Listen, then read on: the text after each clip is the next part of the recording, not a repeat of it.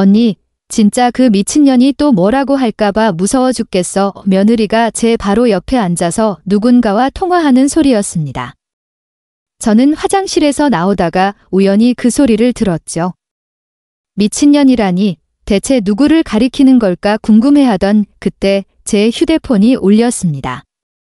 며느리가 깜짝 놀라며 휴대폰 화면을 보더니 한숨을 푹 쉬더군요. 언니. 그 미친년이 지금 전화했어? 나 끊을게. 며느리가 통화를 끊고 제 전화를 받으려던 바로 그 순간 제가 본 것은 며느리 휴대폰 화면에 미친년이라고 크게 떠있는 제 전화번호였습니다. 그 순간 다리에 힘이 풀려 벽에 기댈 수밖에 없었어요. 20년 동안 며느리를 친딸처럼 아껴주고 손자 셋을 키워주고 전 재산까지 내놓으며 도와줬는데 제가 그 집에서는 미친년이었던 겁니다.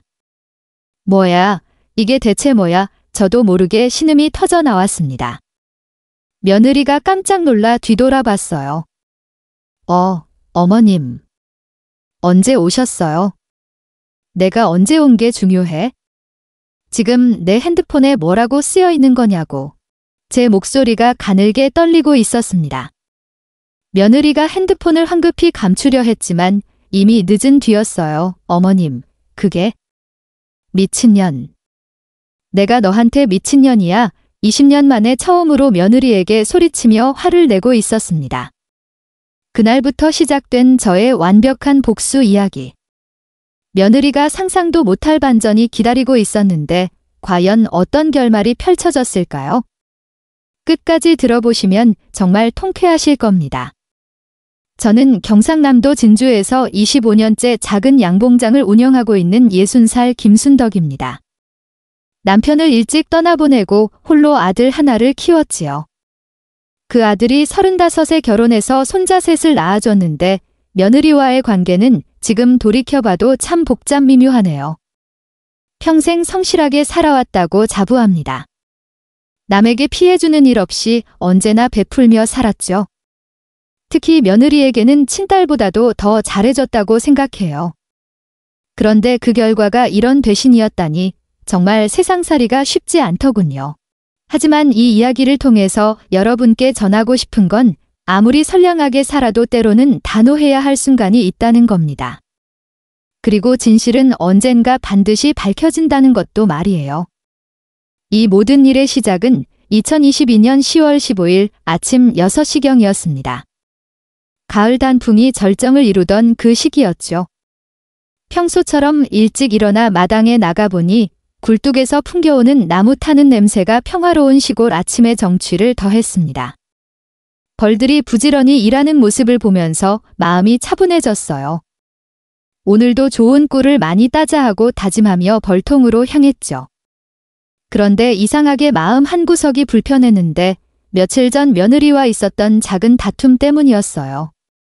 손자 교육비 문제로 의견이 엇갈렸거든요. 별일 아니라고 생각했는데 왜 그렇게 신경이 쓰였는지 모르겠습니다. 운명적인 순간은 오후 2시쯤 찾아왔습니다. 벌통 정리를 마치고 손주들 간식을 가져다 주려고 며느리 집에 들렀거든요. 문을 열자 며느리가 거실에서 전화 통화하는 소리가 들렸습니다. 목소리가 어찌나 큰지 저도 모르게 귀를 기울이게 되더군요. 언니, 진짜 그 미친년 때문에 스트레스 받아 죽겠어.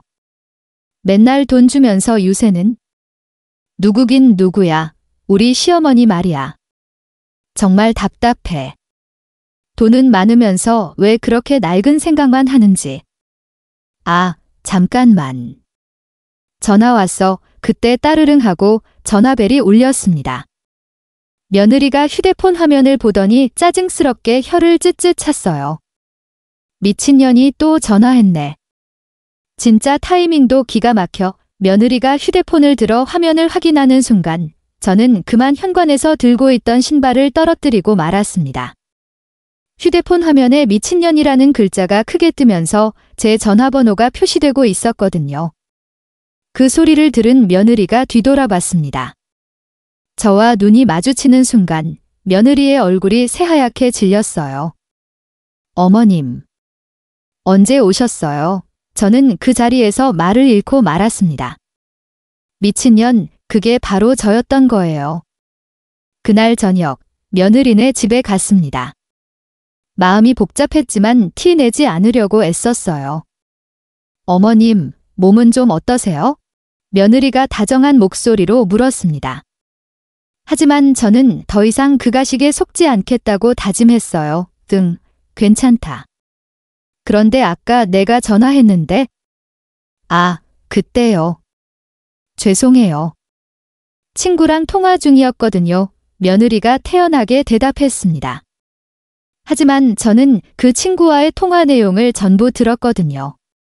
며느리가 저를 미친년이라고 부르는 것까지요. 그리고 더 충격적인 건 며느리가 그 순간에도 천연덕스럽게 거짓말을 하고 있다는 사실이었습니다. 그런데 어머님, 손주들 교육비 말인데요. 며느리가 조심스럽게 말을 꺼냈습니다. 왜, 또 부족하다는 거냐? 아니요, 그게 아니라. 사실은 아이들이 영어 캠프에 가고 싶어 해서요. 다른 친구들은 다 가는데 우리 애들만 못 가면 며느리가 손자들을 핑계로 다시 돈을 요구하기 시작했습니다. 이제 보니 며느리의 패턴이 보였어요. 항상 제가 거절하기 어렵게 상황을 만드는 거였죠. 영어 캠프가 얼마나 하는데? 200만 원 정도요. 부담스러우시면. 부담스럽지 않다고 말하면 바로 달라고 할 거잖아. 제가 직설적으로 말하자 며느리가 당황하는 기색을 보였어요. 어머님, 무슨 말씀을? 내가 더는 바보가 아니야? 내가 어떤 식으로 나한테 돈을 받아내는지 이제 알겠다. 며느리는 순식간에 표정을 감췄지만 저는 그 찰나의 표정 변화를 놓치지 않았습니다. 어머님, 제가 뭘 잘못했는지 모르겠어요. 그냥 아이들을 위해서 며느리가 또다시 피해자인 척 연기를 시작했어요. 눈물까지 글썽이면서 말이에요. 그런데 그날 밤 잠자리에 누워서 며느리의 이런 조종 방식이 어제 오늘 일이 아니었다는 걸 깨달았습니다. 결혼 초기부터 며느리는 저를 조종하기 위해 교묘한 방법들을 써왔던 거예요. 처음에는 경제적으로 어려운 친정을 내세웠고 아이들이 생긴 후에는 손자들의 미래를 내세웠죠. 그리고 항상 마지막에는 부담스러우시면 괜찮아요 라고 말하면서 제가 오히려 미안함을 느끼도록 만들었어요. 문득 20년 전 아들이 결혼 상대를 처음 데려왔을 때가 떠올랐습니다. 어머님, 저희 친정 형편이 넉넉하지 않아서 결혼 준비에 큰 도움을 못 드릴 것 같아요. 그때 며느리가 눈물까지 글썽이며 말했거든요. 지금 생각해보니 그것도 계산된 연기였을 가능성이 높아요. 괜찮다. 우리 아들이 좋은 사람 만났으니까 엄마가 다 해줄게. 정말 감사해요, 어머님.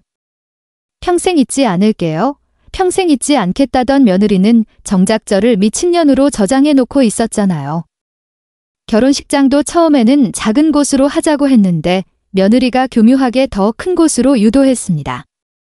어머님, 저는 작은 곳도 괜찮은데 다만 하객분들이 많이 오시면 좁을 것 같아서 걱정이에요. 하지만 어머님께서 부담스러우시면 원래대로 해도 괜찮아요. 이런 식으로 말하면서 결국은 더 비싼 쪽으로 선택하게 만들었던 거예요.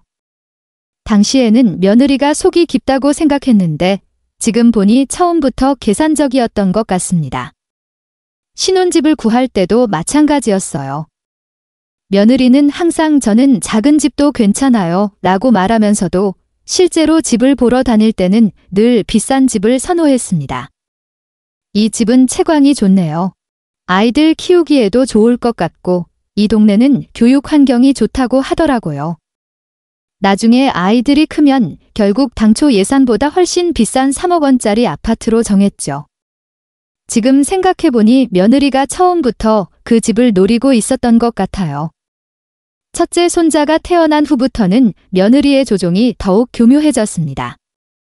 어머님, 아이 키우는데 돈이 생각보다 많이 들어요. 분유값에 기저귀 값에. 그런데 저희가 준비한 돈으로는 부족할 것 같아요. 얼마나 부족한데? 한 달에 50만 원 정도요? 하지만 어머님께 부담드리기 싫어서 그냥 저희가 알아서 해볼게요. 이런 식으로 말하면서 제가 먼저 도와주겠다고 말하게 만들었던 겁니다. 그래. 그럼 엄마가 도와줄게. 손자 잘 키우는 게 가장 중요하지? 정말이요? 감사해요, 어머님. 꼭 갚을게요. 갚는다더니 20년이 지났는데 한 번도 갚은 적이 없잖아요. 둘째, 셋째가 태어나면서 액수는 계속 늘어났습니다. 그리고 그때마다 며느리는 같은 패턴을 반복했어요. 어머님, 아이들이 크니까 교육비도 많이 들고. 하지만 저희가 알아서 할게요. 아니야, 엄마가 도와줄게. 정말 감사해요, 어머님. 덕분에 아이들이 좋은 교육을 받을 수 있을 것 같아요. 이제 보니 며느리는 처음부터 저를 돈줄로 본 거였어요. 그리고 20년 동안 그 계획이 성공적으로 실행되어 왔던 거죠. 작년에 며느리가 성형수술을 했을 때도 마찬가지였습니다. 어머님, 제가 코가 좀 이상해서 숨쉬기가 힘들어요. 병원에서 수술하라고 하는데 수술비는 얼마나 한대? 800만 원이요. 하지만 저희가 알아서. 아니야, 건강 문제면 엄마가 해줘야지. 나중에 알고 보니 숨쉬기 힘들다는 건 거짓말이고 순전히 미용 목적의 성형수술이었던 거예요. 며느리는 20년 동안 저를 완벽하게 조종해 왔던 겁니다. 그리고 저는 그런 줄도 모르고 며느리를 착한 며느리라고만 생각하며 살아왔던 거예요. 하지만 이제는 다릅니다. 며느리의 진짜 정체를 알았으니까요. 그로부터 며칠 후 더욱 충격적인 사실을 알게 되었습니다. 마을 이장 부인인 옥순 언니가 저를 찾아왔어요. 평소에 별로 친하지 않았던 사람인데 표정이 심상치 않더군요. 순덕아, 내가 할 말이 있어서 왔어. 무슨 일이세요, 언니? 내 며느리 말이야. 그동안 내 뒷담화를 얼마나 하고 다녔는지 알아. 제 심장이 쿵쾅거리기 시작했습니다. 우리 동네 부녀회에서 맨날 내 이야기만 하더라고. 시어머니가 돈이 많아서 좋겠다. 양봉장에서 돈 잘 번다. 그런 식으로요. 정말이요? 그뿐만 아니야. 내가 간섭이 심하다고 맨날 돈 주면서 이것저것 요구한다고. 우리가 듣기에도 좀 심하다 싶었어. 옥순 언니의 증언은 계속 이어졌습니다. 그리고 며느리가 말하기를 시어머니가 워낙 외로우셔서 자꾸 찾아오신다고 귀찮지만 돈 때문에 참고 있다고 해서 저는 그 말을 듣고 정말 기가 막혔습니다. 며느리가 저를 그렇게 생각하고 있었다니. 옥순 언니가 떠난 후 얼마 안 되어 이번에는 박영자 아줌마가 찾아왔어요. 순덕아, 옥순 언니한테 뭔가 들었어? 응, 며느리 이야기 말이야. 그래, 사실 나도 할 말이 있어서 왔어. 영자 아줌마는 더욱 구체적인 이야기를 들려줬습니다. 지난달에 내 며느리가 백화점에서 명품 가방 사는 걸 봤어. 그것도 300만 원짜리더라고. 그래서 내가 어떻게 그런 비싼 걸 사느냐고 물어봤더니 시어머니가 용돈을 많이 주신다고 하더라. 용돈으로 300만 원짜리 가방을 산다고요? 저는 어이가 없었습니다. 그리고 며느리가 그러는데 시어머니가 돈이 너무 많아서 뭘 해달라고 하면 거절을 못한대. 그래서 자꾸 이것저것 부탁한다고 했어. 부탁한다고? 응, 자기는 별로 갖고 싶지 않은데 시어머니가 사주겠다고 하면 어쩔 수 없이 받는다고. 뭔가 이상하더라고. 그 다음 날에는 최순자 할머니가 오셨어요.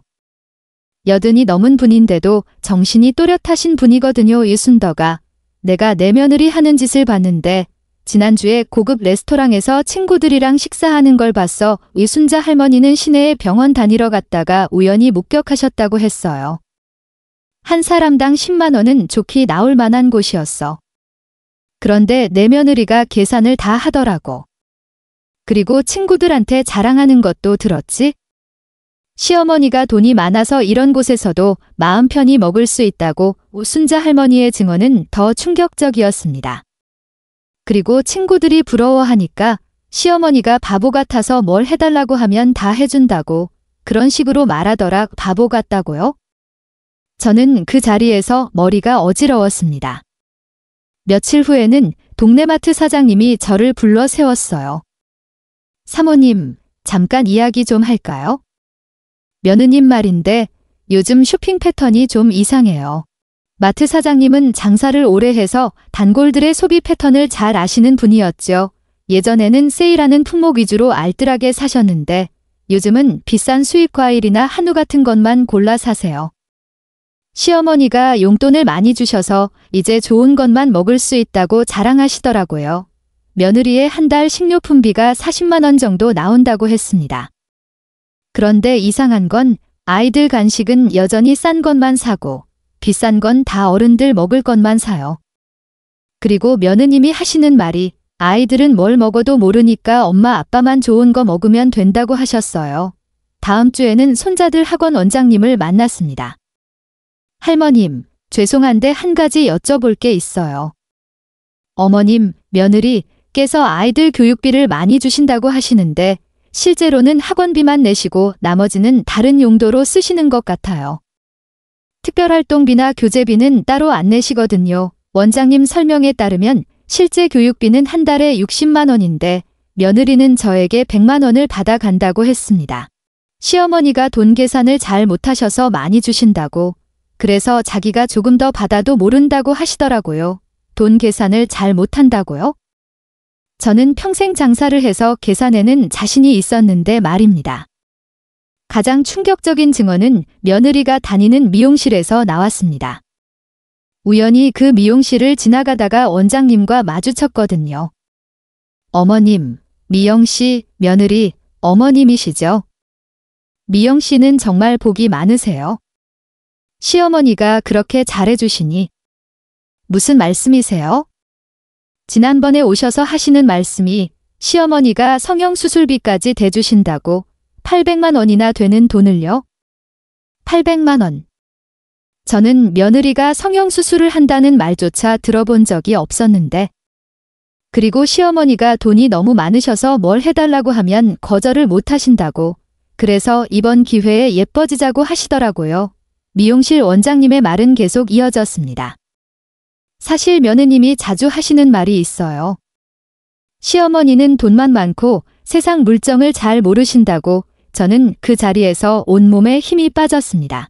그 주말에는 동네 슈퍼마켓 주인이 저를 찾아왔더군요. 할머니, 며느님이 엊그제 와서 비싸 보이는 와인을 사면서 하는 말이 시어머니가 돈이 넘쳐나서 이 정도는 써도 상관없다고 하더라고요. 그리고 어머님은 자기를 친딸처럼 생각해서 뭘 해달라고 해도 다 들어준다고 했어요. 며느리가 뒷담화까지 하고 있었다니 저는 며느리가 술을 마신다는 것도 모르고 있었는데요. 그런데 더 이상한 건 며느님이 그런 말도 했어요. 어머님이 너무 단순해서 교육비 명목으로 달라고 하면 영수증 확인도 안 하고 그냥 준다고. 그래서 자기가 원하는 걸 살 수 있다고 했어요. 영수증 확인도 안 한다고요? 저는 며느리를 믿었기 때문에 확인할 필요를 못 느꼈던 건데, 며칠 후에는 동네 택시기사 아저씨까지 저를 찾아왔습니다. 할머니, 저 김 기사예요. 며느님을 태워드린 적이 있는데 그때 택시에서 누군가랑 통화하는 걸 들었거든요.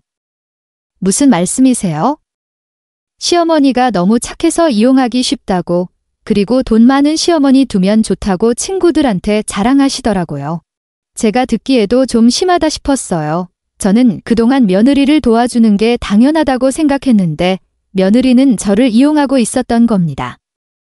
동네 은행 직원분도 조심스럽게 말씀해 주셨어요.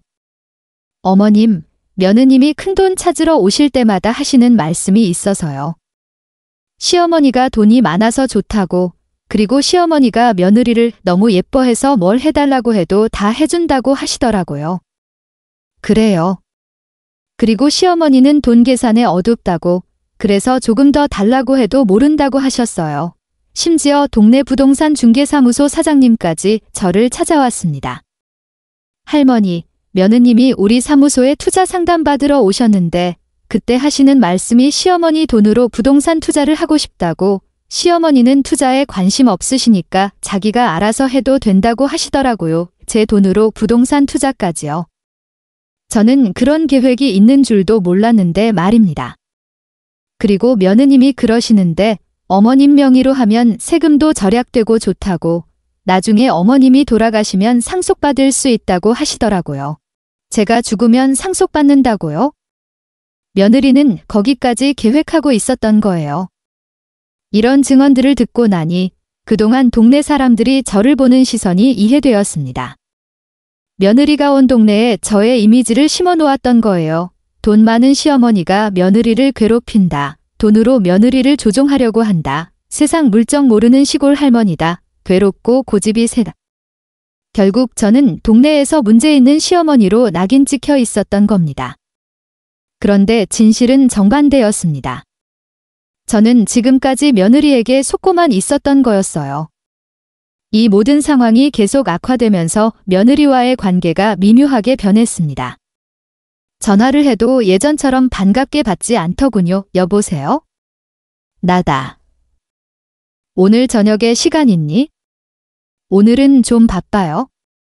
다음에 시간 될 때 연락드릴게요. 항상 이런 식이었어요. 어쩌다 만나는 날이면 어머님, 아이들 학원비 계좌로 보내주세요. 직접 만나서 받기가 부담스러워서요. 계좌로 보내달라고요? 저는 어리둥절했습니다. 평소에는 만나서 직접 주는 걸 좋아했거든요. 손자들 얼굴도 보고 안부도 물어볼 겸 해서요. 왜 갑자기? 만나서 주면 안 되나? 아니에요. 그냥 편하게 하려고요. 어머님도 바쁘시잖아요. 하지만 며느리의 진짜 속마음은 따로 있었던 것 같습니다. 저를 만나는 게 부담스러워진 거였어요. 그런데 이때부터 저는 과거를 돌아보기 시작했습니다. 혹시 그동안 놓친 신호들이 있었나 하고 말이에요. 며느리와 처음 만났을 때를 생각해 봤습니다. 20년 전 아들이 결혼 상대를 데려왔을 때였어요. 엄마, 소개할 사람이 있어요. 첫인상은 나쁘지 않았습니다. 예의 바르고 차분해 보였거든요. 하지만 지금 생각해보니 이상한 점들이 있었어요. 결혼 준비할 때 며느리가 한 말이 기억났습니다. 어머님, 저희 친정은 경제적으로 어려워서 결혼 비용을 많이 도와드리기 힘들 것 같아요. 그래서 제가 결혼 비용을 거의 다 부담했었죠. 예식장, 혼수, 신혼집 마련까지 당시 2억 원 정도 들었던 것 같아요. 그때 며느리가 말했습니다. 어머님, 정말 감사해요. 평생 은혜 잊지 않을게요. 그 말을 믿었는데 지금 생각해보니 처음부터 제 돈을 노리고 있었던 건 아닐까 싶어요. 신혼집을 마련해 줄 때도 이상한 일이 있었습니다. 처음에는 작은 아파트를 보고 있었는데 며느리가 갑자기 더 큰 집을 보자고 하더군요. 어머님, 아이들 낳고 살려면 좀 더 넓은 집이 좋을 것 같아요. 그래. 그럼 예산을 좀. 죄송해요. 너무 무리하는 것 같아서 결국 더 비싼 집으로 정했어요. 당시 3억 원짜리 아파트였는데 지금 생각하면 처음부터 계획된 일이었던 것 같습니다. 친정의 생활비가 좀 필요해서요. 그래, 얼마나 필요한데? 한 달에 50만 원 정도면 될 것 같아요. 그렇게 시작된 용돈이 점점 늘어났습니다. 첫째 아이 때는 50만 원, 셋째 아이 때는 150만 원이 되었죠. 어머님, 아이들이 크니까 교육비도 많이 들고 그때마다 저는 아이들이 잘 자라는 게 가장 중요하다고 생각했거든요. 하지만 그 돈이 정말 아이들을 위해 쓰였는지 의심스럽습니다. 며느리가 이웃들에게 한 말을 떠올려 보면 대부분이 다른 용도로 사용된 것 같았어요. 며느리가 사람들 앞에서 제 흉을 본 것도 어쩌면 처음부터 저를 우습게 여기고 있었던 건 아닐까요? 그런데 더 충격적인 사실을 알게 된 건 며칠 후였습니다. 우연히 며느리가 친구들과 찍은 사진을 손자 핸드폰에서 봤거든요. 명품 가방을 들고 고급 레스토랑에서 식사하는 모습이었어요. 이거 엄마 사진이니? 네, 엄마가 지난달에 친구들이랑 놀러 갔을 때 찍은 거예요. 가방 예쁘죠? 그 가방, 제가 며느리에게 준 교육비로 산 건 아닐까 싶었습니다. 그때부터 저는 본격적으로 며느리를 관찰하기 시작했어요. 과연 제가 준 돈이 어디에 쓰이고 있는지 알고 싶었죠. 며칠 뒤 저는 며느리 집 근처 마트에 가봤습니다. 평소에 며느리가 자주 다니는 곳이었어요. 계산대에서 일하는 분에게 슬쩍 물어봤습니다. 혹시 우리 며느리 자주 오나요? 키 작고 단발머리인데. 아, 그분이요. 자주 오시죠. 그런데 항상 비싼 것들만 사시더라고요. 비싼 것들이요? 네, 수입 과일이라든지 한우라든지. 그리고 가끔 명품 식기류도 사가세요. 저는 점점 의심이 커졌습니다. 그 다음에는 손자들 학원에 가서 원장님과 이야기해봤어요. 원장님, 우리 손자들 교육비는 잘 내고 있나요? 네, 물론이죠. 그런데 어머님, 며느리께서 특별 수업도 많이 신청하시고 교재도 좋은 걸로만 쓰셔서 한 달에 200만 원은 좋게 드는 것 같더라고요. 200만 원. 저는 깜짝 놀랐습니다. 제가 주는 교육비는 한 달에 100만 원이었거든요. 혹시 차액은 어떻게 내시는지 아세요? 아, 어머님께서 부업을 하신다고 하시더라고요. 온라인으로 뭔가를 판다고요, 부업. 며느리가 부업을 한다는 말은 처음 들었습니다. 그날 저녁 집에 돌아와서 곰곰이 생각해 봤어요. 며느리의 수입과 지출이 맞지 않았습니다. 아들 월급과 제가 주는 돈으로는 그런 생활을 할 수 없을 텐데 혹시 다른 곳에서 돈을 빌리고 있는 건 아닐까? 아니면 정말로 부업을 하고 있는 건가? 그런데 더 놀라운 사실은 며칠 후에 알게 되었습니다. 저는 이제 본격적으로 진실을 파헤치기로 결심했어요.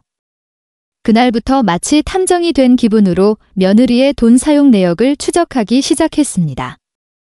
제일 먼저 은행에 가서 그동안 며느리에게 송금한 내역을 모두 뽑아달라고 했어요. 어머님, 지난 5년간의 내역이 나올 텐데 괜찮으시겠어요? 네, 다 필요해요. 나온 내역을 보고 저는 깜짝 놀랐습니다. 5년 동안 총 3억 8천만 원을 보냈더군요. 한 달 평균 630만 원씩이나요? 집에 와서 계산기를 두드리며 하나씩 정리해봤어요.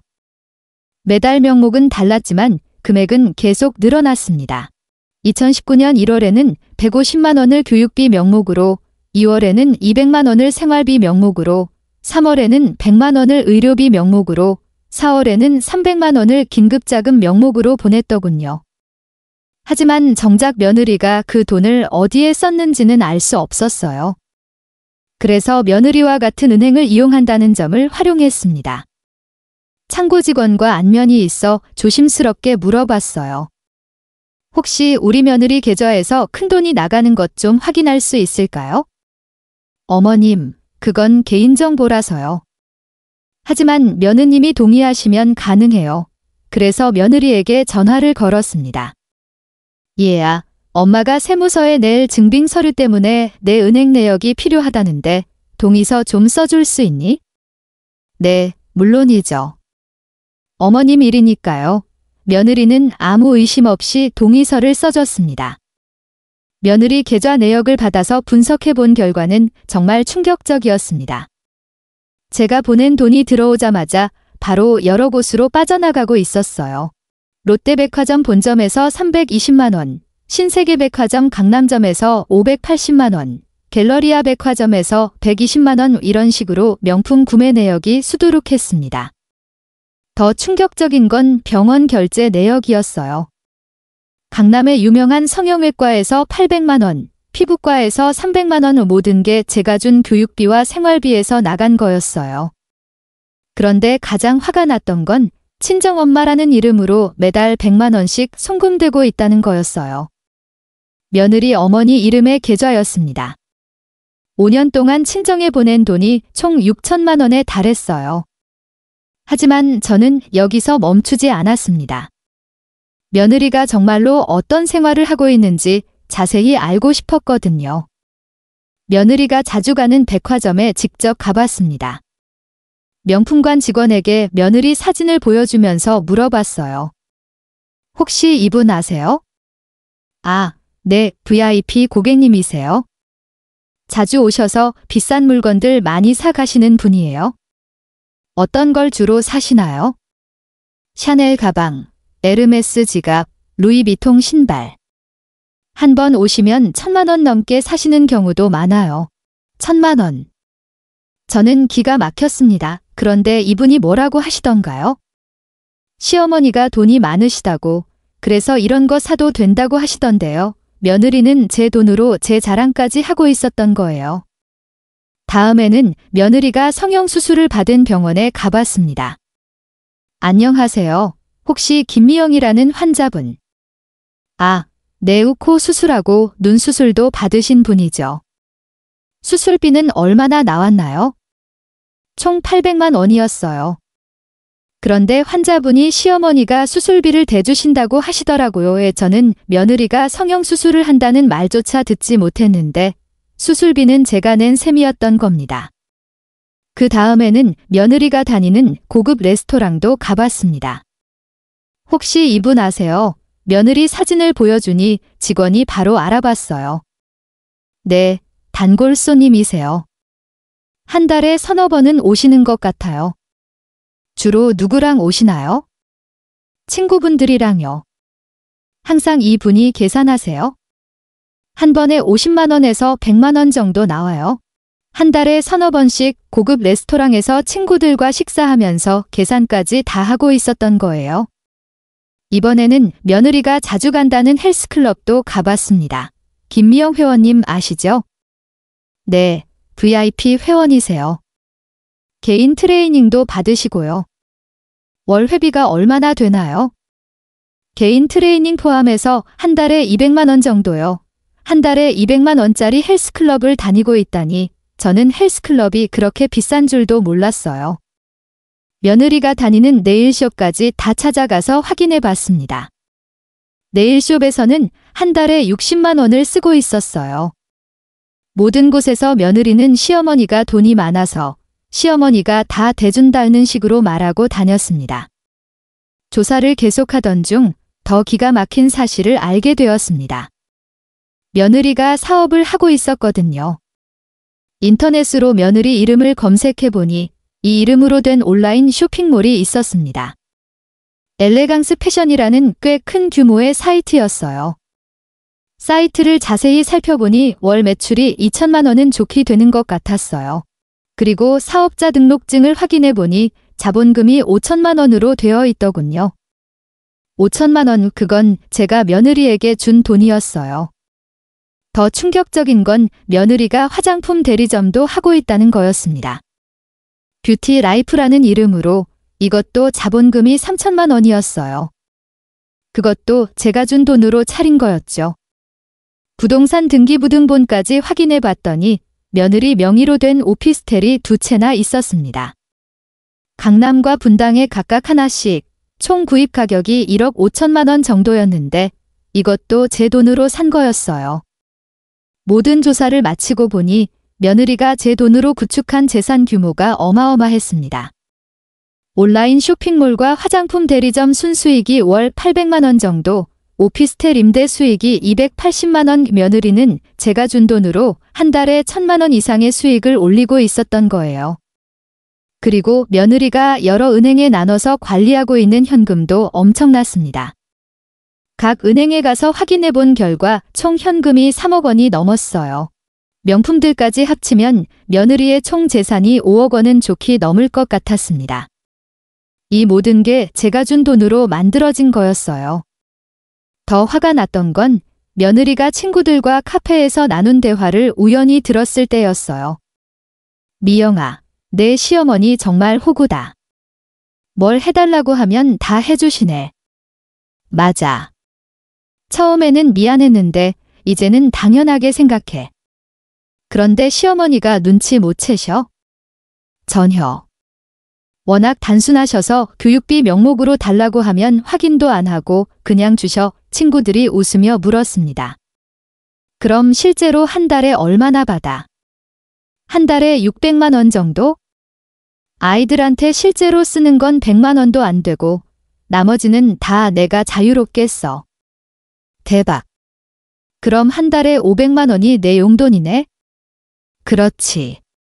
그래서 요즘 이렇게 좋은 옷도 입고 명품도 사고. 시어머니 덕분에 완전 상류층 생활이야. 상류층 생활. 제 돈으로 상류층 행세를 하고 있었던 거예요. 그런데 내 남편은 몰라? 우리 남편. 완전 바보야. 내가 하는 일에는 관심도 없어. 그냥 우리 엄마가 돈 준다고 하니까 좋아하지. 나중에 들키면 어떻게 하려고? 들킬 일도 없어. 워낙 순진하시고. 설령 들켜도 이미 받을 건 다 받았으니까 상관없어. 이미 받을 건 다 받았다고? 저는 그 자리에서 온몸이 부들부들 떨렸습니다. 마지막으로 며느리의 현재 재산 상황을 확인해 봤습니다. 며느리가 여러 은행에 나눠 관리하고 있다는 정보를 입수해 확인해 보니 A은행에 1억 2천만 원, B은행에 6천만 원, C은행의 가족 관계자 명의 계좌에 1억 5천만 원, 부동산 두 채의 가치가 2억 3천만 원, 총 재산이 5억 6천만 원이나 되었습니다. 이 모든 게 제가 준 돈으로 만들어진 거였어요. 며느리는 제 돈으로 거대한 개인 제국을 건설하고 있었던 것입니다. 모든 증거를 정리한 저는 집에 앉아서 한참 동안 생각했습니다. 20년 동안 며느리를 믿고 도와줬는데 결국 저는 철저히 이용당한 거였어요. 며느리는 제게서 받은 돈으로 호화 생활을 했고 사업을 벌였고 개인 재산을 축적했고 친정을 지원했고 친구들 앞에서 저를 자랑거리로 삼았습니다. 그러면서도 저를 미친년, 바보라고 불렀던 거예요. 그 순간 저는 결심했습니다. 이제 정말 본격적인 대응을 시작해야겠다고요. 하지만 상황이 더욱 복잡해진 건 그 후 일주일 동안이었습니다. 며느리가 갑자기 큰돈이 필요하다며 연락을 해왔어요. 어머님, 급한 일이 생겼는데 5천만 원 정도 빌려주실 수 있나요? 5천만 원. 무슨 일인데 그런 큰돈이 필요해? 아이들 학원을 새로 차리려고 하는데 보증금이 필요해서요. 꼭 갚을게요. 학원을 차린다고요? 저는 놀랐습니다. 왜 그런 중요한 일을 미리 상의하지 않았을까요? 그런 중요한 일을 왜 이제야 말하니? 미리 의논했으면 좋았을 텐데. 죄송해요. 갑자기 좋은 기회가 생겨서요. 다음 주까지 계약해야 해서 급해요. 저는 고민에 빠졌습니다. 5천만 원이면 제가 가진 돈의 상당 부분이었거든요. 하지만 며느리가 사업을 한다니 도와주고 싶기도 했어요. 알겠다. 며칠 주면 준비해 줄게. 정말이요? 고마워요. 어머님, 그때 며느리 목소리가 갑자기 밝아졌습니다. 마치 다른 사람처럼 변하더군요. 며칠 후 통장에서 5천만 원을 뽑아서 며느리에게 건넸습니다. 차용증을 써달라고 했지만 며느리는 가족끼리 뭘 그런 걸 쓰냐며 웃어넘겼어요. 그렇게 돈을 빌려준 후 한 달쯤 지났을까요? 저는 점점 이상한 기분이 들기 시작했습니다. 며느리에게 학원 준비가 어떻게 되어가는지 물어봐도 항상 얼버무리며 넘어가더군요. 그리고 전화도 예전보다 더 받지 않았어요. 어느 날 참다 못해 직접 며느리 집에 찾아갔습니다. 그런데 집에는 아무도 없었어요. 이상하다 싶어서 이웃에게 물어봤더니 그 집은 지난주에 이사 갔어요. 이삿짐 차 와서 다 옮겨갔더라고요. 이사를 갔다고요? 저는 그 자리에서 정신이 하얘졌습니다. 이사를 간다는 말을 한 번도 들은 적이 없었거든요. 급히 아들에게 전화를 걸었습니다. 여보세요, 아들아. 너희 이사 간 거 맞니? 엄마가 어떻게 아셨어요? 왜 미리 말 안 했어? 어디로 이사 간 거야? 죄송해요, 엄마. 급하게 결정된 일이라서요. 서울로 갔어요. 저는 망연자실했습니다. 말 한마디 없이 이사를 가다니. 그럼 학원은 어떻게 된 거야? 네. 무슨 학원 말씀이세요? 아들은 학원 이야기를 전혀 모르고 있었습니다. 그 순간 저는 사기를 당했다는 걸 깨달았어요. 그날 밤 저는 잠을 한숨도 잘 수 없었습니다. 며느리에게 속았다는 현실이 받아들여지지 않았어요. 다음 날 아침 일찍 아들에게 전화를 걸어서 모든 사실을 털어놨습니다. 아들아, 엄마가 며느리한테 5천만 원을 빌려줬는데. 5천만 원이요? 왜요? 학원 차린다고 해서. 그런데 너는 모르는 일이었구나. 아들이 한참 동안 말이 없더군요. 그러더니 한숨을 푹 쉬며 말했습니다. 엄마, 죄송해요. 사실은 저희가 빚이 좀 있어서요. 신용카드 빚이랑 대출이, 그래서 아내가 엄마한테 부탁한 것 같아요. 저는 그제야 모든 상황을 이해했습니다. 며느리의 학원 이야기는 거짓말이었고 실제로는 빚을 갚기 위해서 제 돈이 필요했던 거였어요. 왜 진실을 말하지 않았니? 도와달라고 하면 도와줬을 텐데. 그게 아내가 엄마께 빚 이야기하기가 부끄럽다고 해서요. 하지만 저는 더 충격적인 사실을 알게 되었습니다. 며느리가 제 휴대폰 번호를 미친년으로 저장해 놓은 것을 아들도 알고 있었다는 겁니다. 그건 아내가 화날 때마다 그렇게 하는 버릇이 있어서 내용 증명을 받은 다음 날 아들이 씩씩거리며 저를 찾아왔습니다. 손에는 제가 보낸 내용 증명 사본이 들려 있었어요. 엄마, 이게 뭐예요? 보면 알지 않니? 엄마가 너무 억울해서 그런 거야? 엄마, 아내가 잘못한 건 인정하지만 이렇게까지 하실 필요가 있었나요? 저는 아들의 반응에 크게 실망했습니다. 아들이 며느리 편을 드는 것 같았거든요. 왜 너는 아내가 엄마를 미친년이라고 부르는 것도 괜찮다는 거니? 그건 죄송해요. 하지만 법적 조치까지는? 그럼 너는 아내가 엄마 돈을 가지고 명품 사고 성형수술하고 친정 지원하는 것도 괜찮다는 거야? 아들이 말문이 막혔습니다. 엄마, 저도 몰랐던 일이에요. 아내를 너무 믿었나 봐요. 그래, 너도 속은 거야. 그런데 왜 엄마한테는 이해하라고 하니? 그 다음 날 며느리가 직접 찾아왔습니다. 눈이 퉁퉁 부어서 울고 온 것 같았어요. 어머님, 정말 죄송합니다. 제가 잘못했어요. 잘못한 게 뭔지 정확히 말해봐. 거짓말로 돈을 받은 것, 그리고 어머님을 무시한 것, 며느리가 눈물을 흘리며 사과했습니다. 하지만 저는 더 이상 속지 않기로 했어요. 그럼 내가 그동안 받은 돈이 총 얼마인지 알고 있니? 그게 정확하게는 3억 8천만 원이야. 그중 실제로 손주들한테 쓴 돈은 얼마나 되는지도 알고 있니? 며느리가 대답하지 못했습니다. 10%도 안 될걸? 나머지는 다 내 개인 용도로 썼잖아. 죄송해요. 정말 죄송해요. 미안하다고 다 되는 게 아니야? 내가 그동안 한 짓을 생각해봐. 그때 며느리가 갑자기 다른 태도를 보였습니다. 그런데 어머님, 저도 할 말이 있어요. 뭔데? 그동안 어머님이 주신 돈 전부 기록해 놨어요. 언제 얼마를 받았는지. 그리고 그건 어머님이 자발적으로 주신 거잖아요. 저는 며느리의 변한 태도에 놀랐습니다. 자발적으로 줬다고? 내가 거짓말로 받아낸 거잖아. 증명할 수 있으세요? 제가 거짓말했다는 거요. 그 순간 며느리의 진짜 본성이 드러났습니다. 겉으로는 사과하는 척하면서 실제로는 법적 대응을 준비하고 있었던 거예요. 며느리가 집을 나간 후 아들과 둘이 남았습니다. 엄마, 아내 말도 일리가 있어요. 뭐라고? 아내가 거짓말을 한 건 맞지만 엄마가 자발적으로 주신 것도 사실이잖아요.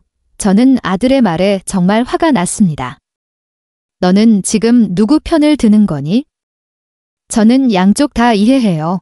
엄마 마음도 이해하고 아내 입장도 이해하고요. 이해한다고? 내 아내가 엄마를 어떻게 생각하는지도 이해한다는 거야? 그건 아내가 잘못했어요. 하지만 법적 문제까지 가는 건 아들은 끝까지 며느리를 감쌌습니다.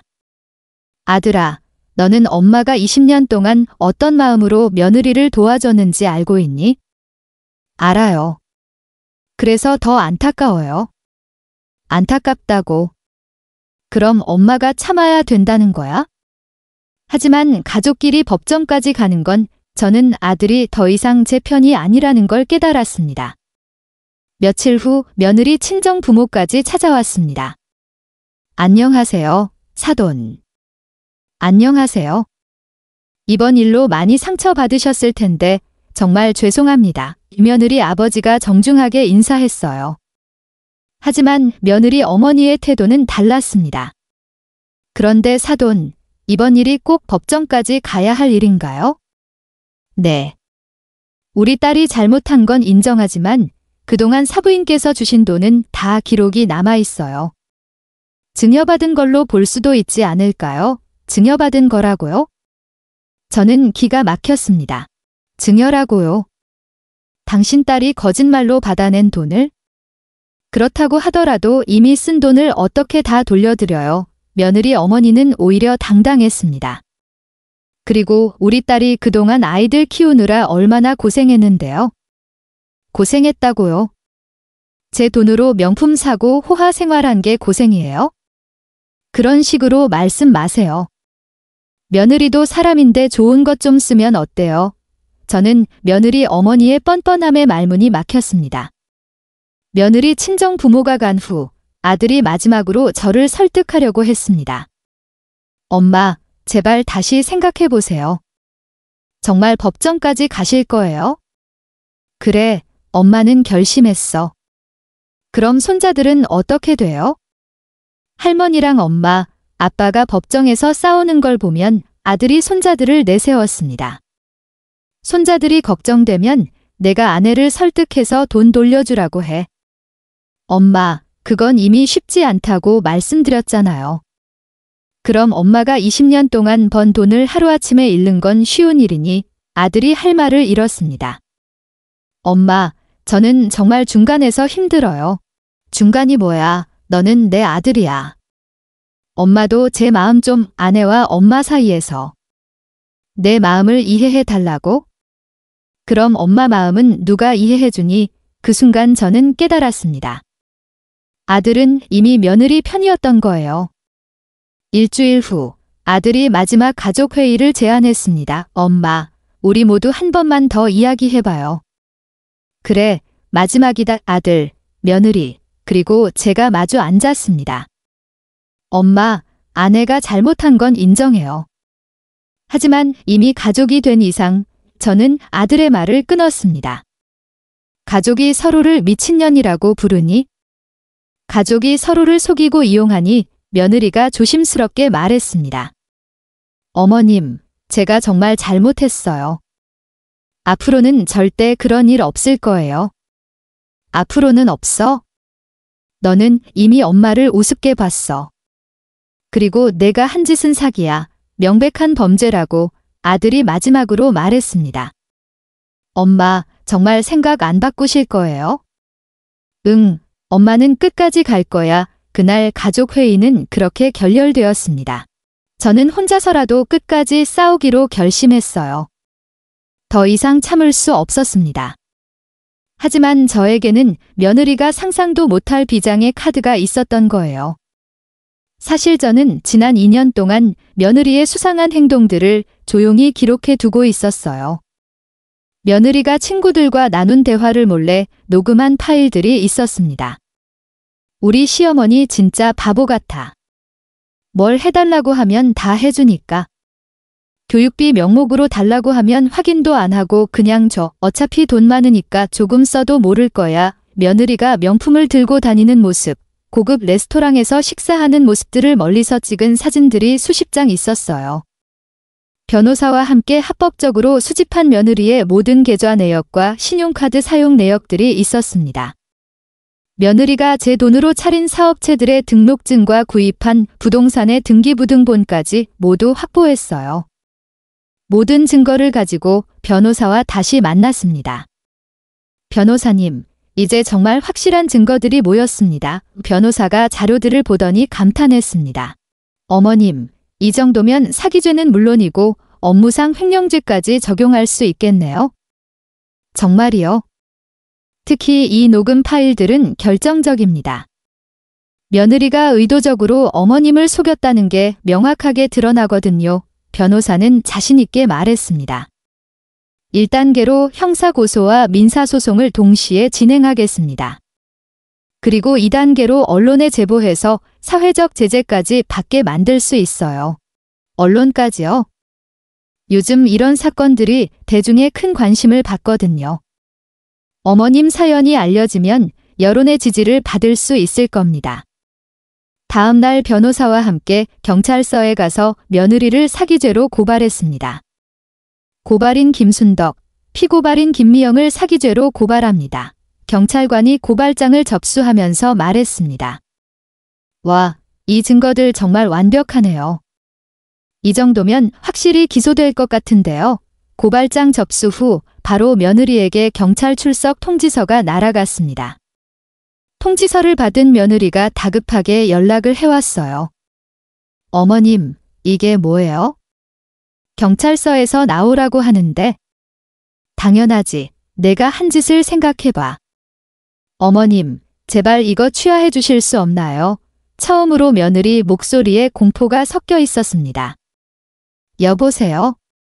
내가 지금까지 한 짓을 생각하면 그런 말이 나와? 정말 죄송해요. 돈 다 갚을게요. 제발. 이미 늦었어. 너는 경찰서 가서 조사나 받아. 며칠 후 민사소송도 제기했습니다. 손해배상 청구의 속, 원고 김순덕, 피고 김미영. 청구 금액 3억 8천만 원 및 지연손해금, 정신적 피해보상 위자료 포함 총 4억 5천만 원을 청구했습니다. 며느리도 변호사를 선임해서 반박했습니다. 시어머니가 자발적으로 준 돈이므로 증여에 해당한다. 가족 간의 도움이므로 사기가 아니다라고요. 하지만 저희가 가진 녹음 파일 앞에서는 그런 변명이 통하지 않았어요. 며느리가 친구들에게 시어머니를 속이고 있다고 직접 말한 녹음이 있었거든요. 변호사의 제안으로 사연을 언론에 공개했습니다. 며느리 휴대폰의 시어머니 이름은 미친년, 비십년간 4억 원 사기당한 할머니의 눈물. 기사가 나간 후 반응은 폭발적이었습니다. 이런 며느리가 어디 있어요? 정말 충격적이네요. 할머니가 너무 불쌍해요. 끝까지 응원합니다. 며느리 신상 공개해야 하는 거 아닌가요? 이 정도면 범죄자죠. 감옥 가야 마땅해요. 언론 보도 후 며느리는 완전히 궁지에 몰렸습니다. 직장에서도 해고당했고 동네에서도 손가락질을 받게 되었어요. 심지어 며느리가 다니던 미용실, 마트에서도 출입을 거부당했습니다. 우리 가게에 그런 사람이 오면 다른 손님들이 기분 나빠해요. 며느리 친정부모도 태도가 완전히 바뀌었습니다. 사부인, 정말 죄송합니다. 저희가 딸을 잘못 키웠어요. 이제라도 모든 걸 돌려드릴게요. 저희 집까지 팔아서라도 며느리 어머니가 눈물을 흘리며 사과했어요. 어떻게 딸이 그런 짓을. 정말 부끄럽습니다. 아들도 기사를 보고 나서야 정신을 차렸습니다. 엄마, 정말 죄송해요. 제가 너무 어리석었어요. 이제 알겠니? 내 아내가 어떤 사람인지. 네, 이제 진짜 모든 게 보여요. 아내가 엄마한테 한 짓이 아들이 며느리와 이혼하겠다고 했지만 저는 말렸어요. 이혼은 내가 결정할 일이야. 하지만 엄마는 내 돈부터 받아내야겠다. 궁지에 몰린 며느리가 마지막으로 협박을 시도했습니다. 어머님, 이러시면 손자들도 힘들어요. 아이들이 학교에서 놀림받을 거예요. 하지만 저는 흔들리지 않았어요. 그건 내가 자초한 일이야. 내가 처음부터 잘못하지 않았으면 이런 일도 없었을 거 아니니? 제발. 저 감옥 가면 아이들은 어떻게 해요? 그것도 내가 선택한 길이야. 이 결국 며느리가 완전히 굴복했습니다. 어머님. 모든 걸 다 드릴게요. 사업체도, 부동산도, 통장도 다 드릴게요. 그래야지. 진작 그럴 것이지. 그리고 정말 진심으로 사과드려요. 제가 정말 잘못했어요. 이번에는 진짜 눈물이었습니다. 가짜가 아닌 진심 어린 후회의 눈물 말이에요. 며느리가 모든 재산을 반환하고 진심으로 사과하자 저도 선처를 베풀기로 했습니다. 형사고발은 취하하고 민사소송도 합의로 종료했어요. 대신 조건을 걸었습니다. 앞으로 절대 나한테 거짓말하지 마라. 그리고 손자들한테는 할머니 욕 절대 하지 마라. 네, 꼭 약속드릴게요. 마지막으로 내 휴대폰에서 내 이름 바꿔라 어머님으로 며느리가 즉석에서 휴대폰을 꺼내서 이름을 바꿨습니다. 이제 됐어요. 어머님, 그 순간 저는 완전한 승리를 느꼈습니다. 20년 만에 며느리로부터 진짜 존중받는 느낌이었어요. 그 이후로는 상황이 완전히 달라졌습니다. 며느리가 약속한 대로 모든 재산을 돌려주는 과정이 시작되었어요. 며느리가 제 돈으로 차린 온라인 쇼핑몰과 화장품 대리점을 모두 저에게 양도했습니다. 어머님, 사업자 등록증이랑 통장, 그리고 재고까지 다 여기 있습니다. 그래, 원래 내 돈으로 차린 거니까 당연하지. 이 며느리가 제 돈으로 산 오피스텔 2채도 다시 제게 돌려줬습니다. 매매 계약서예요. 일주일 후에 잔금 받으면 바로 드릴게요. 며느리가 여러 은행에 숨겨놓았던 현금도 모두 찾아서 돌려줬어요. 총 회수한 금액이 3억 2천만 원이었습니다. 제가 준 돈 3억 8천만 원에는 못 미쳤지만 상당 부분을 돌려받은 거였어요. 놀라운 건 며느리의 태도가 정말로 변했다는 겁니다. 어머님, 정말 죄송했어요. 그동안 제가 너무 어리석었어요. 이제 알겠니? 내 어머님이 얼마나 절 아껴주셨는지. 그런데 전 그걸 당연하게 생각했어요. 며느리는 진심으로 반성하는 모습이었습니다. 어머님, 앞으로는 정말 달라질게요. 거짓말 절대 안 하고 어머님께 진심으로 효도할게요. 말로만 하지 말고 행동으로 보여줘. 일이 해결되자 동네 분위기도 완전히 바뀌었습니다. 순덕이가 끝까지 잘 싸웠어. 그런 며느리는 혼내줘야 해. 내가 너무 착해서 당한 거야. 앞으로는 조심해. 사람 마음이 쉽게 변하는 거 아니야. 이웃들이 모두 제 편을 들어줬어요. 가장 기뻤던 건 손자들과의 관계가 회복된 것입니다. 할머니, 엄마가 할머니한테 나쁜 짓 했다면서요? 응, 그랬단다. 하지만 이제 엄마가 반성했으니까 괜찮아. 할머니, 우리가 엄마한테 혼내달라고 할까요? 아니야. 엄마는 이제 착해졌으니까 용서해주자. 손자들이 오히려 저를 걱정해 주더군요. 아들도 이 일을 통해서 많이 깨달은 것 같습니다. 엄마, 정말 죄송했어요. 제가 아내 편만 들어서. 아들아, 너도 속은 거야. 이제 알았으니까 됐어? 앞으로는 엄마 말씀 잘 들을게요. 그리고 아내도 제가 잘 관리할게요. 아들이 며느리를 더 이상 맹목적으로 감싸지 않더군요. 며느리의 생활도 완전히 달라졌습니다. 명품 가방은 모두 팔아서 돈을 마련했고 검소한 옷차림으로 바뀌었어요. 고급 레스토랑 대신 집에서 직접 요리해서 먹고 해외여행 대신 국내 가족 여행을 다녀왔습니다. 어머님, 이제 이런 생활이 더 행복해요. 그동안 제가 너무 허영심에 빠져 있었나 봐요. 이 사건을 통해서 우리 가족의 관계가 오히려 더 건강해졌습니다. 며느리는 이제 제게 중요한 일을 미리 상의하고 돈이 필요할 때도 정직하게 말해요. 어머님, 이번 달에 아이들 학원비가 조금 부족할 것 같아요. 혹시 10만 원만 도와주실 수 있을까요? 그래, 뭐가 부족한지 영수증 가져와 봐. 이제 모든 걸 투명하게 하고 있습니다. 놀랍게도 며느리가 제 양봉장 일을 도와주겠다고 나섰어요. 어머님, 제가 온라인 마케팅은 좀 알거든요. 할머니 꿀을 인터넷으로 팔아보면 어떨까요? 그래. 내가 도와줄 수 있겠어? 그동안 어머님께 받기만 했는데 이제는 제가 도움드리고 싶어요. 며느리가 만든 온라인 쇼핑몰은 시작부터 반응이 좋았습니다. 어머님, 이번 달 꿀 판매량이 작년 같은 기간보다 3배나 늘었어요. 정말. 내가 도와줘서 그런가 보다.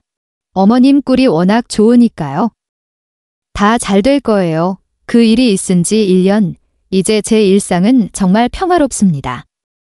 아침에 일어나서 벌들을 돌보고 며느리와 함께 온라인 쇼핑몰 일을 하고 저녁에는 손자들과 시간을 보냅니다. 할머니 꿀 먹으니까 감기도 안 걸려요. 그래, 할머니가 정성을 듬뿍 들여서 기른 거라서 그래. 손자들이 할머니 꿀을 자랑스러워 하더군요. 며느리와의 관계도 예전보다 훨씬 좋아졌습니다. 솔직하고 진실한 관계가 되었거든요. 어머님, 저 이번에 운전면허 따려고 하는데 도와주실 수 있나요? 운전면허. 왜 갑자기? 어머님, 이제 저희 쇼핑몰에 배송도 하고 하려면 차가 있어야 할 것 같아서요. 며느리가 정말 변한 것 같아요. 이제는 저를 위해서 뭔가를 하려고 노력하거든요. 재산도 어느 정도 회복되었고 양봉 사업이 잘 되고 있어서 마음의 여유도 생겼습니다. 온라인 쇼핑몰은 전국 각지에서 주문이 들어와요. 월 매출이 꾸준히 늘어 경제적으로도 여유가 생겼어요. 동네 사람들도 이제 저를 존경의 눈으로 바라봅니다. 순덕 씨, 정말 대단해. 그런 며느리를 잘 길들였네. 우리도 순덕 씨처럼 당당하게 살아야겠어. 이 모든 일을 겪으며 저는 많은 걸 배웠습니다. 첫째, 무조건적인 베풀미 항상 좋은 건 아니라는 것. 둘째, 가족이라도 상호 존중이 있어야 한다는 것. 셋째, 때로는 단호함이 필요하다는 것. 넷째, 진실은 언젠가 반드시 밝혀진다는 것. 그리고 가장 중요한 건 어떤 상황에서도 자기 자신의 존엄과 가치를 잃지 말아야 한다는 거예요. 저는 20년 동안 며느리에게 무시당하면서도 참고 살았지만 결국에는 제 권리를 찾았습니다. 앞으로도 저는 당당하게 살 거예요. 며느리와는 서로 존중하는 관계를 유지하면서 이 작은 양봉장을 제대로 된 회사로 만들어 보려고 해요.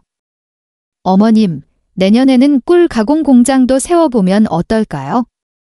꿀로 화장품도 만들고 비누도 만들고 할머니 꿀 브랜드로 다양한 제품을 만들어봐요. 며느리의 이런 제안들이 정말 고맙습니다. 여러분의 생각은 어떠신가요? 제가 너무 심하게 한 걸까요? 아니면 당연한 일을 한 걸까요? 혹시 비슷한 경험이 있으신가요? 가족 관계에서 가장 중요한 건 뭐라고 생각하시나요? 서로의 경험을 나누면서 지혜를 공유했으면 좋겠습니다.